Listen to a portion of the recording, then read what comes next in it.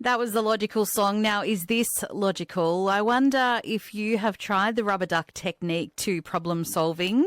Maybe you've been stewing on a problem and then you finally say it out loud to somebody, and as you say it, the solution pops into your mind. That happens to me more than I'd like to admit. Basically, that rubber duck technique is that. It's where you're explaining the problem step by step. You break it down into tiny bite-sized pieces to something like a toy duck or some other inanimate object.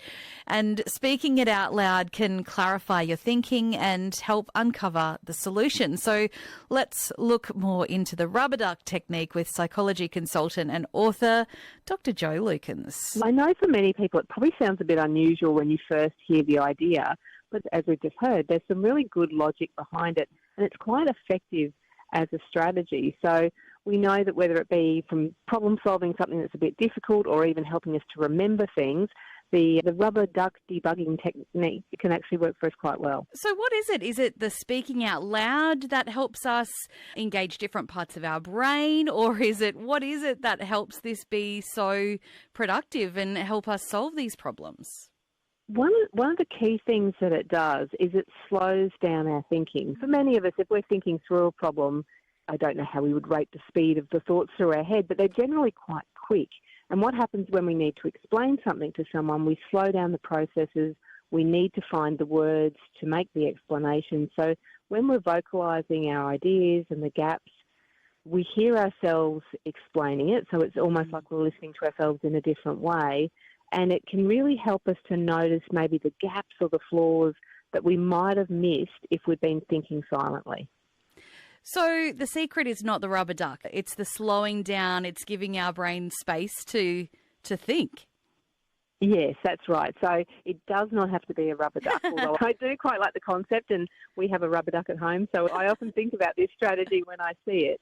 The rubber duck, I think, is more of a fun symbol, but the idea is having an inanimate listener, if you like. So it could be anything. It could even be a blank page with a pen. But the important part about whatever it might be is that you're externalising it, and it's that explanation, the articulation of the problem. Yeah, and it's breaking it down into all of those little bits and pieces. I was speaking with the software engineers earlier, and they were talking with me about how it may even be your dog, or it might be your baby, or even somebody who doesn't know a whole lot about the subject matter that you're speaking about or trying to problem solve about. Yeah, and in some ways that can actually make it even easier. I guess it depends on whether you need anyone to have a conversation back with you, but often when we explain something to someone who doesn't know the area, we make our explanations more simple, and sometimes that can help to clarify the thinking. So it could be a person, or it could just be, like the rubber duck, an inanimate object, a point where you stop and you articulate out loud what the explanation is, and gives yourself a little bit of space from the problem and gets it out of your head a little bit, and it's almost like you're putting it in front of yourself.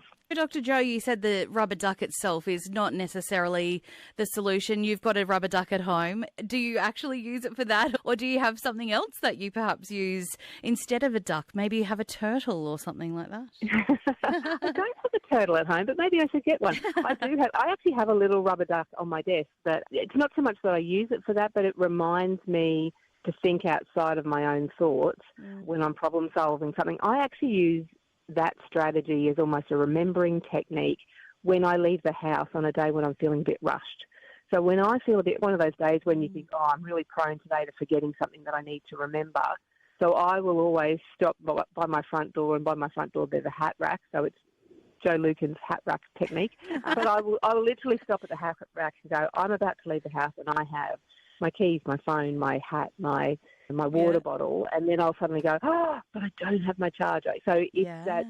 The nice thing about it is it slows you down, and it's often when we use this strategy, and I do it from time to time, even though we can feel a bit funny talking out loud to ourselves, that's what can help us work out where the gaps are and either help us to solve a problem or help us to remember something that we maybe otherwise would have forgotten. We need to delve into that hat rack technique as well, Dr. Jo, the turtle technique, the rubber duck technique. Does your rubber duck have a name, Dr. Jo?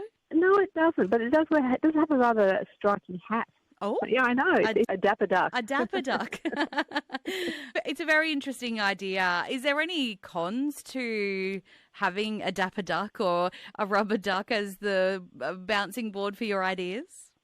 No, there's nothing that I've ever come across that's problematic about it, other than those strange looks you might get from someone if someone overhears you doing it. But no, it's a good strategy because it's that often we do need to slow down. We need to think about things in a way where we're not so fused with the thinking, if I can use that phrase. And the beauty of this technique is it is something that you can give yourself some space. It's certainly a strategy that I would recommend to students or anyone who's studying. It's a really great way to explain a concept as you're trying to learn it.